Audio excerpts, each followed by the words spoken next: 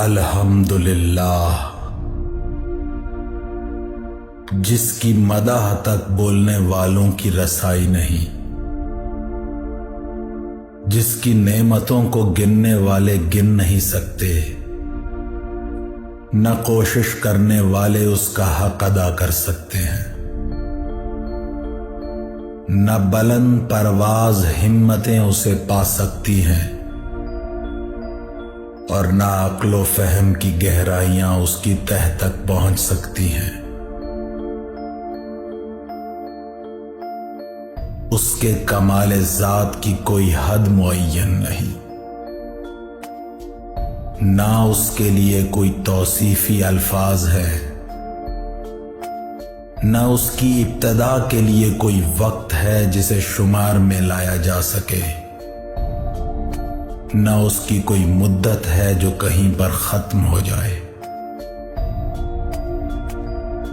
اس نے مخلوقات کو اپنی قدرت سے پیدا کیا، اپنی رحمت سے ہواؤں کو چلایا، اور تھر تھراتی ہوئی زمین پر پہاڑوں کی میخیں گاڑی۔ دین کی ابتدا اس کی معرفت ہے، کمال معرفت اس کی تصدیق ہے، کمال تصدیق توحید ہے، کمال توحید تنزیہ و اخلاص ہے، اور کمال تنزیہ و اخلاص یہ ہے کہ اس سے صفتوں کی نفی کی جائے، کیونکہ ہر صفت شاہد ہے کہ وہ اپنے موصوف کی غیر ہے، اور ہر موصوف شاہد ہے کہ وہ صفت کے علاوہ کوئی چیز ہے۔ لہذا جس نے ذات الہی کے علاوہ صفات مانے، اس نے ذات کا ایک دوسرا ساتھی مان لیا، اور جس نے اس کی ذات کا کوئی اور ساتھی مانا، اس نے دوئی پیدا کی، اور جس نے دوئی پیدا کی، اس نے اس کے لیے جز بنا ڈالا، اور جو اس کے لیے اجزاء کا قائل ہوا وہ اس سے بے خبر رہا، اور جو اس سے بے خبر رہا اس نے اسے قابل اشارہ سمجھ لیا، اور جس نے اسے قابل اشارہ سمجھ لیا اس نے اس کی حد بندی کر دی، اور جو اسے محدود سمجھا وہ اسے دوسری چیزوں ہی کی قطار میں لے آیا، اور جس نے یہ کہا کہ وہ کسی چیز میں ہے، اس نے اسے کسی شے کے ضمن میں شمار کر لیا، اور جس نے یہ کہا کہ وہ کسی چیز پر ہے، اس نے اور جگہیں اس سے خالی سمجھ لی۔ وہ ہے، ہوا نہیں، موجود ہے مگر عدم سے وجود میں نہیں آیا، وہ ہر شے کے ساتھ ہے، نہ جسمانی اتصال کی طرح، وہ ہر چیز سے علیحدہ ہے، نہ جسمانی دوری کی طرح، وہ فاعل ہے لیکن حرکات و آلات کا محتاج نہیں، وہ اس وقت بھی دیکھنے والا تھا جبکہ مخلوقات میں کوئی چیز دکھائی دینے والی نہ تھی، وہ یگانہ ہے اس لیے کہ اس کا کوئی ساتھی ہی نہیں ہے کہ جس سے وہ مانوس ہو اور اسے کھو کر پریشان ہو جائے۔ اس نے پہلے پہل خلق کو ایجاد کیا بغیر کسی فکر کی جولانی کے اور بغیر کسی تجربہ کے جس سے فائدہ اٹھانے کی اسے ضرورت پڑی ہو، اور بغیر کسی حرکت کے جسے اس نے پیدا کیا ہو، اور بغیر کسی ولولہ اور جوش کے جس سے وہ بےتاب ہوا ہو۔ ہر چیز کو اس کے وقت کے حوالے کیا،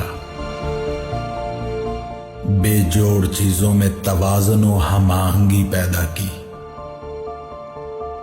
ہر چیز کو جداگانہ طبیعت اور مزاج کا حامل بنایا اور ان طبیعتوں کے لیے مناسب صورتیں قرار دی۔ وہ ان چیزوں کو ان کے وجود میں آنے سے پہلے جانتا تھا، ان کی حد و نہایت پر احاطہ کیے ہوئے تھا اور ان کے نفوس و اعضاء کو پہچانتا تھا۔ پھر یہ کہ اس نے کشادہ فضا، وسیع اطراف و اکناف اور خلا کی وسعتیں خلق کی اور ان میں ایسا پانی بہایا جس کے دریائے مواج کی لہریں طوفانی اور بحر زخار کی موجیں تہ بتہ تھی۔ اسے تیز ہوا اور تند آندھی کے پشت پر لادا، پھر اسے پانی کے پلٹانے کا حکم دیا اور اس کے بعد پابند رکھنے پر قابو دیا اور اسے پانی کی سرحد سے ملا دیا۔ اس کے نیچے ہوا دور تک پھیلی ہوئی تھی اور اوپر پانی ٹھاٹھے مار رہا تھا۔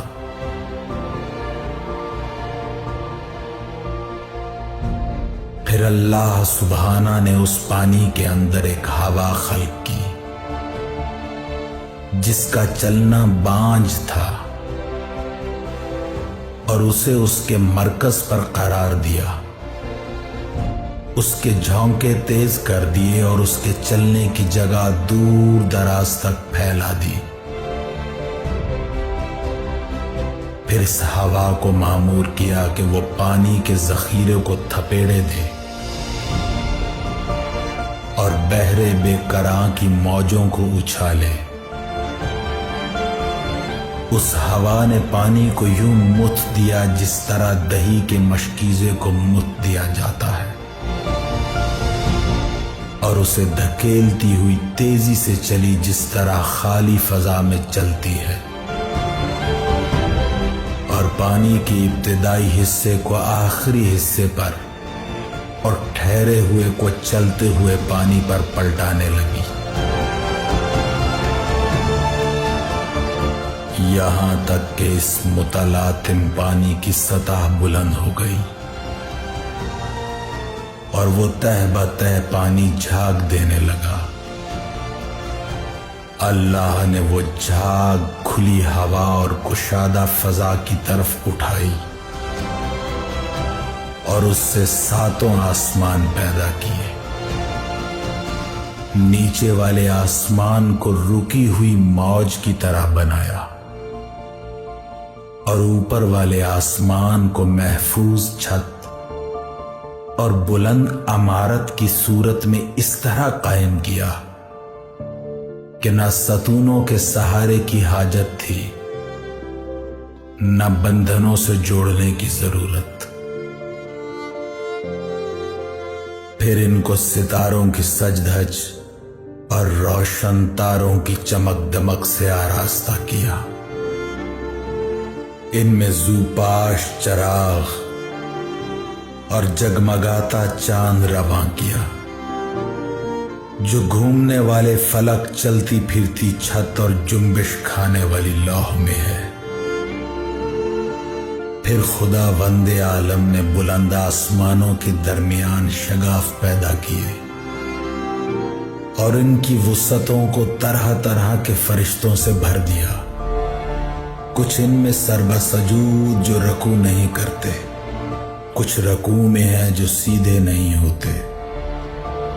کچھ صفیں باندھے ہوئے ہیں جو اپنی جگہ نہیں چھوڑتے، اور کچھ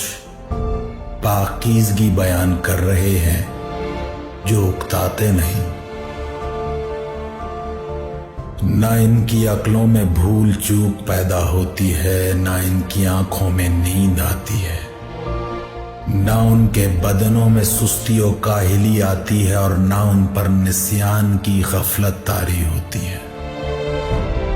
ان میں کچھ تو وحی الہی کے امین